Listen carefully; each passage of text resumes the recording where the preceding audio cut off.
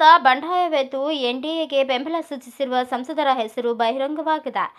ಶತಾಬ್ದಿ ರಾಯ್, ಸೋನಿಯಾ ಘೋಷ್, ಕಾಕೋಳಿ ಘೋಷ್, ದಸ್ತಿದಾರ್ ಮತ್ತು ಯೂಸುಫ್ ಪಠಾಣ್ ಅವರ ಹೆಸರುಗಳು ಈ ಪಟ್ಟಿಯಲ್ಲಿವೆ ಎಂದು ಮೂಲಗಳು ಉಲ್ಲೇಖಿಸಿ ವರದಿಯಾಗಿದೆ. ಈ ಹೆಸರುಗಳನ್ನು ಲೋಕಸಭೆ ಸ್ಪೀಕರ್ಗೆ ಕಳುಹಿಸಿ ಎನ್ಡಿಎ ಮೈತ್ರಿಕೂಟ ಬೆಂಬಲ ನೀಡುವುದಾಗಿ ಹೇಳಿದರು. ಪಕ್ಷದಿಂದ ಹೊರಬಂದಿರುವ 20 ಟಿಎಂಸಿ ಸಂಸದರ ಪೈಕಿ 19 ಸಂಸದರ ಪಟ್ಟಿ ಹೀಗಿದೆ: